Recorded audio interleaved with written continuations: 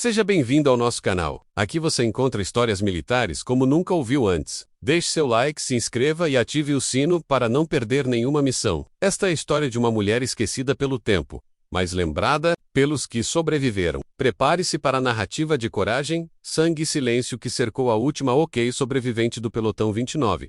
O ano era 1942, e a Europa tremia sob o som dos canhões e botas marchando. No coração de uma base militar escondida entre montanhas geladas, soldados comiam em silêncio. Ali, no fundo do refeitório, uma mulher sentava-se sozinha, com os olhos fixos no prato frio. Seu nome era Helena Kruger, mas poucos sabiam disso. Os recrutas a chamavam de a fantasma do refeitório, por seu jeito calado e distante. Zombavam de sua postura rígida, dizendo que ela vivia em outro século. Mal sabiam que ela tinha vivido o inferno que eles apenas treinavam para enfrentar. Suas mãos tinham calos não de ferramentas, mas de segurar fuzis por dias seguidos. Seu olhar atravessava o presente e se fixava nas trincheiras de um passado sangrento. E naquela manhã gélida, um novo grupo de jovens soldados riu ao vê-la em silêncio. "Ei, avó, quer ajuda para cortar o pão?" gritou um deles, rindo. Alto outros bateram nas mesas, gargalhando com escárnio juvenil. Helena não levantou a cabeça, continuou cortando o pão com precisão cirúrgica. Um tenente mais velho, ao ouvir aquilo, apenas fechou os olhos com pesar. Ele sabia quem ela era, mas respeitava seu desejo de anonimato. A mulher que eles zombavam havia salvado 30 homens em um só dia, 20 anos antes. Ela não precisava de fama, nem de medalhas, só de silêncio. Mas o refeitório se enchia de vozes cada vez mais insolentes. Um cabo até tentou esconder o cantil dela, rindo como um menino malcriado. Helena não reagiu, mas seu punho se fechou levemente sobre a mesa. O comandante da base, Coronel Armand, chegou e percebeu o tumulto. Ele olhou para Helena, depois para os rapazes, e sentiu o sangue ferver. Sabia que eles estavam prestes a zombar da própria história viva da unidade. Sem dizer palavra, chamou o sargento Weber para organizar uma formação imediata. Era hora de contar a verdade sobre a mulher que todos ignoravam. Helena, no entanto, recusou a ideia com um aceno discreto. Ela acreditava que respeito não se exige, se conquista. Ainda assim, Armand sentia que a honra do antigo Pelotão 29 estava sendo pisoteada. A memória de seus irmãos de farda não podia ser esquecida por jovens insolentes. E foi naquela noite, sob o som da chuva, que ele decidiu agir. No salão principal, Armand pendurou uma antiga bandeira. O estandarte do Pelotão 29. Era um símbolo manchado de sangue lama e glória. Os mais velhos pararam ao vê-la. E o silêncio tomou o ambiente. Até os recrutas sentiram arrepio, mesmo sem saber o motivo. Helena passou por eles, em silêncio, como fazia todos os dias. Mas aquela noite seria diferente. Pois o passado estava prestes a ser revelado. Armand reuniu todos na sala de instrução e apagou as luzes. Acendeu um projetor antigo e colocou uma fita de rolo que havia guardado por anos. Na tela surgiram imagens de um campo devastado pela guerra. E no centro delas, uma mulher de rosto sujo, segurando um rifle. Era Helena. A respiração dos soldados ficou pesada diante das imagens da fita. Tiros, explosões e corpos sendo arrastados apareciam em preto e branco. Helena, com o uniforme rasgado, dava ordens a homens 2 vezes maiores. Ela gritava, corria, atirava e carregava feridos sozinha pelos barrancos. O silêncio tomou a sala menos ninguém. Ria mais. Armand pausou o filme e olhou para os jovens. Ela foi a última a sair daquela trincheira viva. Disse em voz firme. O Pelotão 29 foi dizimado, mas ela segurou a linha por 3 dias sozinha. Um dos recrutas abaixou a cabeça, engolindo seco. E no fundo da sala, Helena apenas cruzou os braços e fitou o chão. O comandante explicou que o Pelotão 29 havia sido criado em 1925. Eram soldados de elite, treinados para resistir ao impossível. Helena foi a primeira mulher aceita, após provar seu valor em 3 batalhas. Não por cotas, mas por pura excelência. Na Batalha do Vale de Tannan, ela desarmou 5 minas embaixo de fogo cruzado. Na Colina Cinzenta, liderou uma contraofensiva. Após o comandante cair, e no desfiladeiro de Jarka, ela sobreviveu por uma semana isolada, sem suprimentos. Esses feitos estavam registrados nos arquivos secretos da base, mas nunca foram revelados, porque ela nunca quis glória. Ela queria apenas lembrar os nomes dos que ficaram para trás. A fita voltou a rodar, e mostrou um último combate no sopé da Cordilheira Negra. Os homens gritavam. A fumaça cobria o campo, e o rádio estava mudo. Helena aparecia ferida, mas ainda de pé, disparando contra uma emboscada. Seu uniforme estava rasgado, O sangue manchava a neve. Ela arrastou 2 feridos por 50 metros antes do resgate chegar. Depois disso, passou meses em um hospital de campanha, entre a vida e a morte. Foi condecorada com 3 medalhas de honra, mas nunca foi à cerimônia. Disse que as verdadeiras homenagens eram as cruzes nos cemitérios. Na tela, a imagem congelou, com ela encarando a câmera. E mesmo anos depois, aquele olhar ainda calava qualquer sala. Ao fim da exibição, Armand voltou a falar, desta vez com a voz embargada. Vocês riram da única sobrevivente de um pelotão lendário. Ela não é uma cozinheira velha. É uma veterana de guerra. Vocês estão vivos em parte porque ela fez o que ninguém teve coragem de fazer. Os recrutas se entreolhavam, envergonhados, e alguns até com lágrimas. Helena continuava em silêncio, como sempre. Ela não precisava de discursos. Sua história falava por si. Mas naquela noite, algo mudou nos olhares ao redor dela. Não havia mais zombarias no ar. Apenas respeito silencioso. E um novo reconhecimento nasceu entre os que a haviam humilhado. No dia seguinte, o refeitório estava diferente. Helena entrou, e pela primeira vez em anos, alguém puxou uma cadeira ao lado dela. Não foi um gesto grandioso. Apenas um soldado em silêncio. Logo, outros se aproximaram, discretamente, sem palavras, mas com atos. Começaram a reconhecer o que ela era. Alguém colocou uma flor do campo em sua bandeja, como símbolo de reverência. O cozinheiro mais novo, que antes havia rido dela, trouxe café quente à sua mesa. Oh, Tenant Mays. Jovem pediu desculpas sem dizer uma palavra menos com um aceno firme. Helena olhou para eles e acenou de volta. Era o início de uma nova era, naquela base militar. Na parede do refeitório, uma nova placa foi pendurada. Pelotão 29 menos honra eterna. Debaixo dela, uma foto restaurada mostrava o grupo em formação, com Helena no centro. Agora, todos sabiam quem ela era. Não uma velha esquecida, mas a última sentinela de um tempo de guerra. A mulher que zombaram era, na verdade, o pilar que sustentava a honra da base. E a história do Pelotão 29 começou a ser contada novamente nos corredores. Os novatos agora estudavam com orgulho. Os veteranos a saudavam com um respeito renovado. E o nome de Helena Kruger passou a ser sussurrado com reverência. Mas o que ninguém sabia é que o passado dela ainda escondia segredos sombrios. Você está curtindo essa história? Então já deixa o like, compartilha com um amigo e se inscreve no canal. A segunda parte vem aí com mais revelações e combates intensos. Nosso canal é sua trincheira de histórias militares épicas.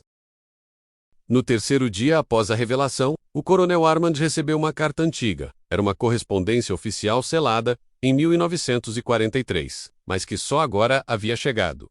O envelope estava marcado com o símbolo do antigo Comando Central do Leste.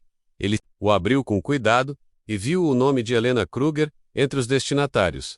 Era um pedido de missão confidencial, classificado como extrema periculosidade. Armand chamou Helena até sua sala. E ela reconheceu o documento com um suspiro. Essa foi a última ordem dada ao pelotão 29 antes do fim. Ela disse, em voz baixa, foi por causa dela que perdemos quase todos. Ele pediu que ela contasse. E Helena assentiu, sentando-se diante da lareira. Era chegada a hora de abrir feridas que ela havia enterrado por mais de 20 anos. Tudo começou quando o alto comando ordenou a invasão da fortaleza gelada de Orcheimin. O local era uma base inimiga construída entre as montanhas, quase impenetrável. O pelotão 29 foi enviado com suprimentos para apenas 4 dias. Helena descreveu a marcha como uma travessia do inferno. Branco, as temperaturas caíam abaixo de 20 graus negativos. A neve escondia minas e o inimigo se movia como fantasmas entre as árvores. Dos 32 soldados do pelotão, 4 morreram na primeira noite. O silêncio era quebrado apenas pelo som de estalos, gritos e explosões repentinas. Ela contou que em uma madrugada perdeu seu melhor amigo, Joseph, atingido por uma armadilha de granadas, e mesmo assim, tiveram que seguir em frente sem tempo para enterrá-lo. A fortaleza de Orcheimin era protegida por uma linha de trincheiras armadas com metralhadoras pesadas. O ataque foi planejado para ser noturno, com suporte aéreo que nunca chegou. Helena liderou um grupo de 5 homens pela lateral do vale, para tentar cortar a comunicação inimiga. Caminharam por um desfiladeiro estreito, escorregando entre gelo e sangue seco. No terceiro dia, ficaram sem munição e começaram a racionar a comida. O rádio parou de funcionar após ser atingido por estilhaços. Helena improvisou sinalizações com espelhos e fumaça, mas ninguém respondeu. A emboscada veio ao amanhecer. Com fogo cruzado de 3 posições elevadas, ela ficou ferida no ombro, mas conseguiu arrastar 2 soldados para uma caverna. Ali, ela sobreviveu mais 2 dias, apenas com neve derretida e um punhado de carne seca. Os sobreviventes se tornaram apenas números nas listas de desaparecidos. Enquanto isso, Helena decidiu contra-atacar. Sozinha, desceu o flanco da montanha e explodiu um depósito de munição inimiga. Usou dinamites que encontrara em uma carroça destruída. Essa explosão desestabilizou a frente inimiga por tempo suficiente para uma pequena tropa avançar. Foi nessa operação que o exército encontrou os destroços do pelotão 29. A maioria dos corpos estava irreconhecível, congelados no tempo, mas entre eles estava Helena, viva, tremendo, segurando um rifle quebrado. Disseram que ela estava murmurando os nomes dos companheiros mortos. Ela havia riscado uma cruz para cada um na parede da caverna onde se refugiou, de volta ao presente. Armand sentia o peso daquela revelação. Ele sabia que ninguém na base compreendia a verdadeira profundidade do trauma de Helena. Ela havia perdido mais do que sangue, havia perdido uma família de guerra. Mesmo assim, ela continuava firme, fiel à missão de manter viva a memória do pelotão 29. O coronel organizou uma cerimônia silenciosa no pátio da base. Lá, sob uma nevasca simbólica, foi fincado um novo memorial. Em honra aos que morreram em silêncio, dizia a placa. Helena foi chamada para acender a tocha da lembrança. Ao fazê-lo, lágrimas desceram sem que ela percebesse. Foi a primeira vez que os soldados a viram quebrar a rigidez. Os dias que se seguiram foram marcados por mudanças na rotina da base. Helena passou a ministrar pequenas aulas de sobrevivência para os recrutas. Não usava livros, só mapas e histórias de combate real.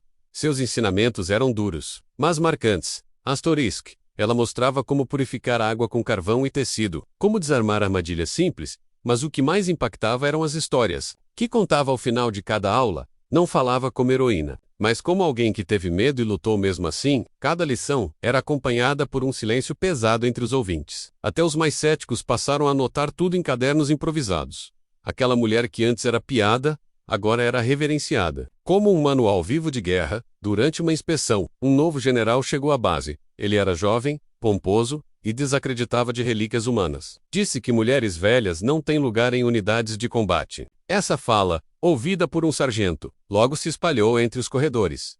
Quando Armand soube, quase perdeu o controle, mas Helena apenas disse: "Deixe-o ver com os próprios olhos." Na manhã seguinte, o general foi convidado para assistir a um exercício simulado. Helena liderou uma patrulha em um treino de infiltração. Com sua tática, conseguiram eliminar todos os sentinelas inimigos do exercício. O general, embasbacado, pediu desculpas diante de todos. Helena nunca buscou reconhecimento, mas agora era impossível ignorá-la. Ela começou a receber cartas de outros veteranos espalhados pelo país. Alguns haviam servido com ela, outros apenas ouviram as lendas. Ela respondia a todos com frases curtas e diretas. Um deles mencionou algo sobre a verdade esquecida de Horkheim. Essa frase acendeu uma chama no coração de Helena. Ela voltou aos arquivos da base e começou a revisar relatórios antigos. Havia inconsistências nos dados, lacunas de tempo e ordens conflitantes. Pela primeira vez, ela suspeitava que o pelotão 29 tivesse sido enviado para morrer, e decidiu investigar. Mesmo que isso custasse sua paz, a busca pela verdade a levou até os porões da base. Ali estavam os arquivos mais antigos e sensíveis da unidade. Ela passou dias catalogando documentos, mapas e transmissões de rádio.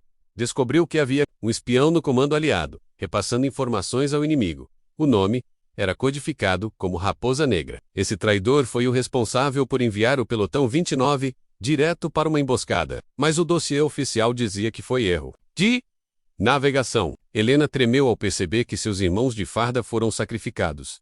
Ela levou as provas até Armand, que ficou em silêncio por longos minutos. Ambos sabiam. Essa verdade não poderia mais ser enterrada. Armand convocou o Conselho Militar Regional para uma reunião de emergência. As provas apresentadas por Helena deixaram todos em choque. Foi instaurada uma investigação oficial para revisar as campanhas do leste. O nome de Helena Kruger voltou a aparecer em documentos oficiais. Desta vez, não como soldado, mas como denunciante e heroína. A imprensa tentou entrevistá-la, mas ela recusou todas as aparições. Ela disse: "A justiça não é feita com câmeras, é feita com memória." O Estado finalmente reconheceu o sacrifício do pelotão 29. Uma nova medalha foi criada em nome da unidade desaparecida, e Helena foi condecorada. Em nome de todos os que caíram, estamos quase no final. Se essa história te arrepiou, imagine o que vem agora. A terceira parte está chegando com desfecho poderoso. Curte, compartilha e se inscreve, para não perder o final da saga da última OK, sobrevivente do pelotão 29. Com a medalha em mãos, Helena permaneceu em silêncio absoluto. Ela não a exibiu, não a pendurou, apenas a guardou em uma caixa de ferro. Aos olhos dela, aquilo era apenas um símbolo tardio. O verdadeiro reconhecimento estava nas cruzes que desenhara na caverna. Mesmo assim, os soldados da base começaram a se reunir ao redor dela. Queriam aprender, entender e homenagear os que haviam caído. Um grupo pediu a Helena que contasse a história completa do Pelotão 29. Ela reuniu todos no pátio, em torno de uma fogueira como nos velhos tempos. Ali, ela falou de cada nome, cada rosto, cada sacrifício. Foi uma noite de silêncio, honra e lágrimas contidas. Na manhã seguinte, Armand comunicou a Helena que ela tinha direito à aposentadoria honorária, poderia deixar a base e viver com pensão vitalícia em qualquer lugar do país, mas Helena recusou de imediato. Disse que sua missão ainda não havia terminado. Ela desejava transformar a memória do Pelotão 29 em formação militar, propôs a criação de uma academia tática batizada em homenagem ao grupo. Armand levou a ideia ao alto comando, que autorizou o projeto. O quartel foi reformado e parte dele transformado em centro de instrução. Helena foi nomeada diretora honorária e instrutora principal. Finalmente, os fantasmas do passado começaram a encontrar propósito no presente. A Academia Pelotão 29 começou com apenas 15 recrutas. Eles eram selecionados por resistência emocional. Além de habilidade física, Helena os treinava como fora treinada, com rigor, precisão e verdade. Cada aula incluía táticas de sobrevivência em ambientes extremos. Os recrutas acampavam em florestas, enfrentavam simulações de perda de contato, aprendiam a operar sem comando central, a improvisar recursos e manter a calma. Mas o principal, eram ensinados a nunca abandonar um companheiro. Helena os observava como uma mãe observa filhos em formação em cada rosto. Buscava resquícios dos camaradas que perdera. E em cada vitória, sentia que algo do Pelotão 29 seguia vivo. A fama da academia cresceu além da região.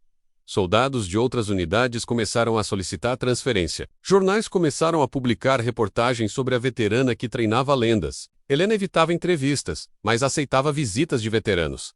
Um deles chegou mancando, com uma cicatriz no rosto e olhos marejados. Era Marcus Feld, um dos poucos que conhecera Joseph, o amigo de Helena. Ele entregou a ela um diário velho, dizendo que pertencia ao soldado perdido. Helena o recebeu como se recebesse o coração de um irmão. Passou noites lendo aquelas páginas sujas e manchadas de guerra. Ali estavam as palavras que ela pensava estarem esquecidas para sempre. O diário revelava que Joseph suspeitava da missão desde o início. Ele notara a ausência de informações logísticas e mapas mal desenhados. Havia anotado códigos que ouviu de oficiais antes do envio do pelotão.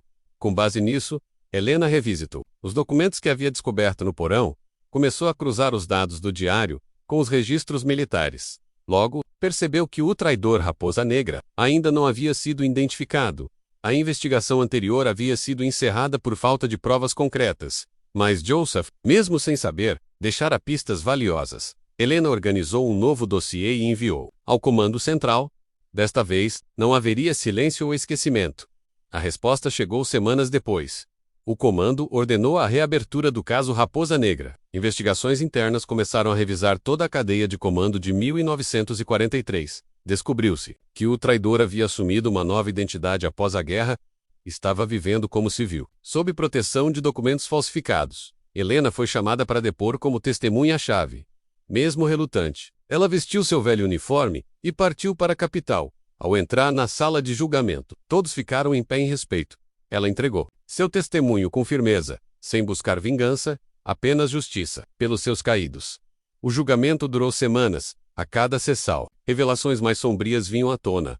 A Raposa Negra havia sabotado diversas missões, não só do Pelotão 29. Foram confirmadas 84 mortes por sua traição. A corte declarou o réu culpado por crimes de guerra e alta traição. Foi sentenciado à prisão perpétua, sem possibilidade de apelação. Helena deixou o tribunal sem comemorações. Justiça não traz os mortos de volta. Ela disse a um repórter. Mas ao menos, os nomes dos seus irmãos agora estavam limpos. E a verdade não podia mais ser enterrada.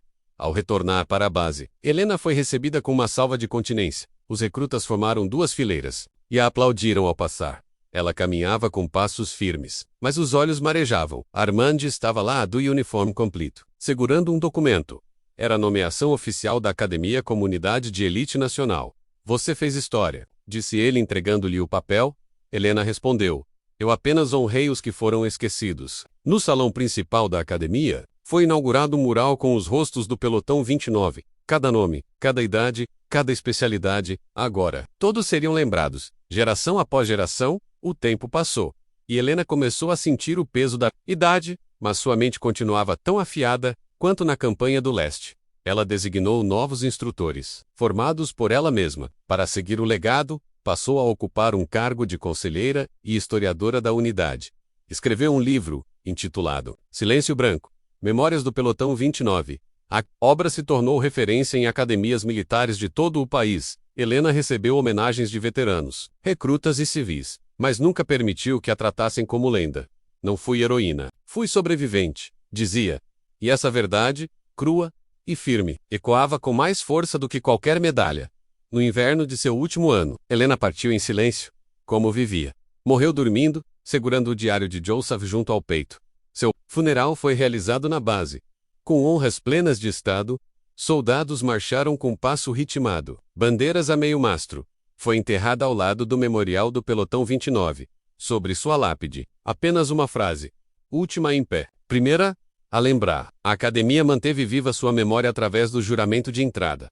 Todo novo recruta repete: eu sirvo pela honra dos esquecidos. O nome Helena Kruger entrou para a história como símbolo de resistência e lealdade. E a piada feita no refeitório virou lenda contada em silêncio, com reverência.